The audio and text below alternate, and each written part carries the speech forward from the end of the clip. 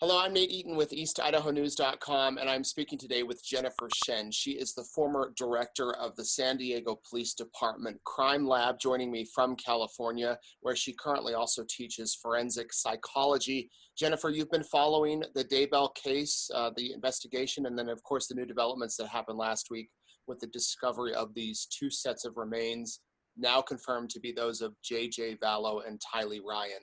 Can you give us a little bit of background as to what happens once those remains, obviously not this specific case, but generally when remains are collected and taken to a crime lab or a medical examiner? The bodies are generally a wealth of information. So to start with, you're at the grave site where you have to recover the bodies in a way that you will make sure you maximize the gain of any evidence you might have. So the gravesite itself is a very meticulous operation. You need to go through the gravesite from, almost like scoopful by scoopful of dirt to make sure there's nothing that you miss. And so, they're going to do that very, very systematically, starting, with the top layer and moving their way down very slowly, layer by layer. They're going to go to the outside, underneath, and on top of the body recovery site so that anything that's in there that has actually come from the body or may have been put into the gravesite by the person that buried them or killed them can be recovered.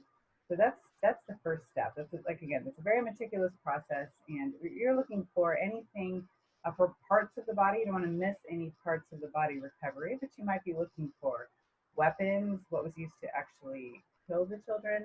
And you also will be looking for anything that might tie that gravesite back to the person who put them in it. So that could be plastic bags, tape, fibers, hair, any sort of debris that could be linked back to a person. So that's the first thing that has to happen. Jennifer, I think a lot of people were surprised how quickly the process moved the other day. They served the search warrant around 7 in the morning. Chad Daybell was then arrested within a few hours, and then they were able to confirm by mid-afternoon that they had found these remains. This obviously, I would imagine, indicates that the remains were not buried deep in the earth, or that they knew exactly where they were going, or both. Yeah, I would agree with you. It appeared to me that they used cadaver dogs. I don't know that for sure, but that's what it looks like. And cadaver dogs are trained specifically to recognize the scent of bodies. So if you have a fairly large property, like in this particular case, and you have cadaver dogs, they can narrow down that site where the bodies are buried very quickly. Once you have that location, that very narrow location, and then it's just a matter of doing the excavation to get down to the bodies. Once you have access to the bodies, depending upon the condition of the bodies, how decomposed they may or may not have been, what the children were wearing, any sort of identifying jewelry or marks in the bodies, they may be able to identify the bodies fairly quickly at that point. The remains were then taken to Boise, where they did an autopsy, and on Saturday, police did officially confirm that it was the children. Does that indicate to you that they were still recognizable, or that I guess they may have obtained their dental records or things like that, the fact that they were able to ID them so quickly? Probably. That could come from clothing, it could come from jewelry, and then certainly dental records are what's used often to identify bodies.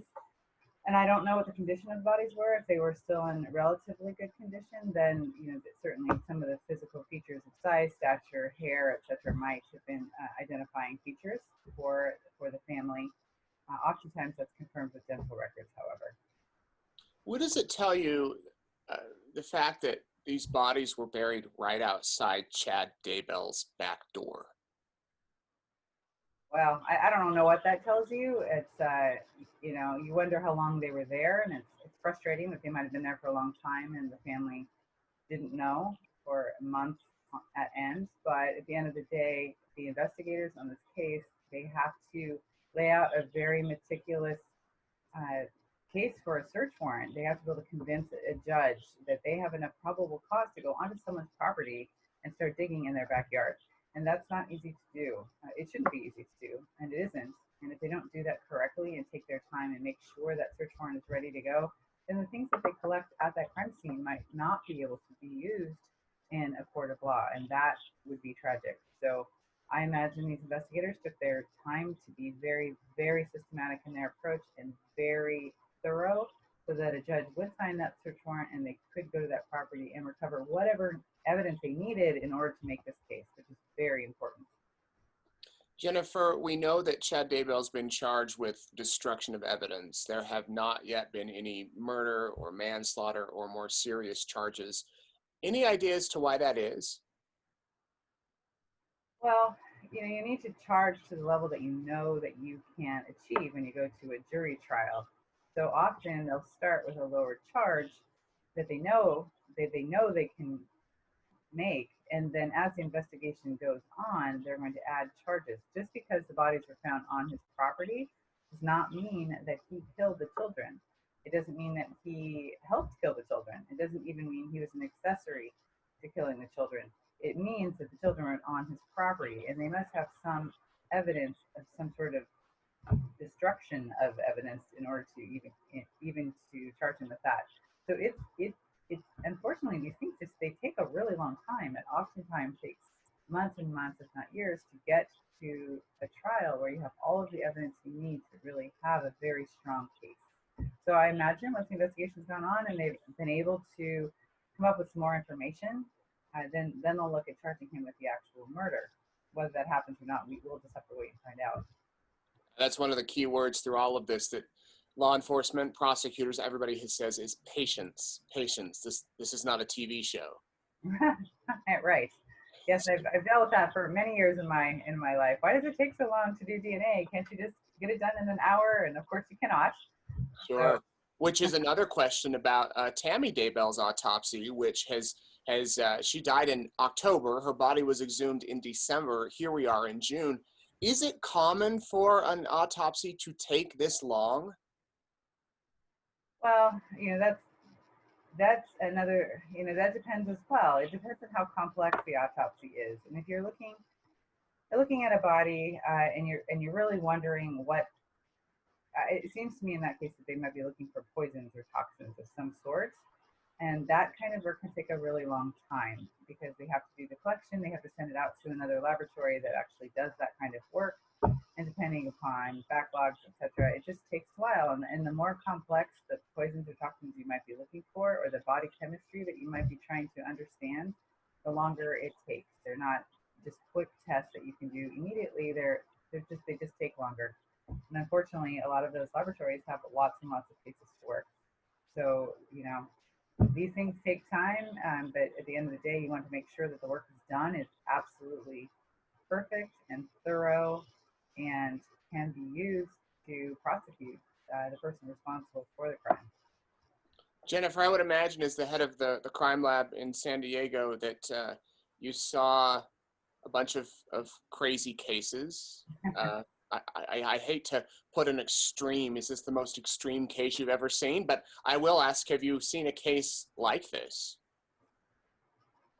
I've seen some pretty extreme cases, but this one to me is the complexity of the amount of people involved and the length of time involved.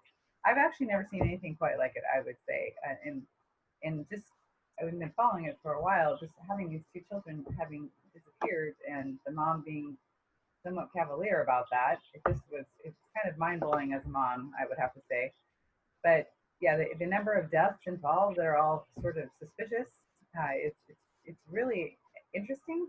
And I don't think I've ever seen anything quite like it. All right, Jennifer, is there anything you want to add? Anything we didn't touch on? I just want to say that these investigations are very, very difficult, and the work that needs to be done both by the medical examiner and then the follow-up work that will be done by the forensic scientists it's very time consuming, and we as forensic scientists have to make sure that every single thing we do is absolutely vetted and it's absolutely thorough and the results are absolutely 100% correct, because we know that when we go into court and talk to a jury that people's lives are at stake, and so that can't be rushed. It has to be done very carefully. So it will take a while and it will be very frustrating to wait for those results, but when they come and they can put together a case and they can hold people responsible who did this terrible thing, then that wait will have been worth it. And I know there's a lot more to come because there's a lot we don't know. So we'll discover that along with everybody. But Jennifer Shen, thank you very much for joining us again. Jennifer is the former head of the San Diego Crime Lab. She currently teaches forensic psychology in California. Nice having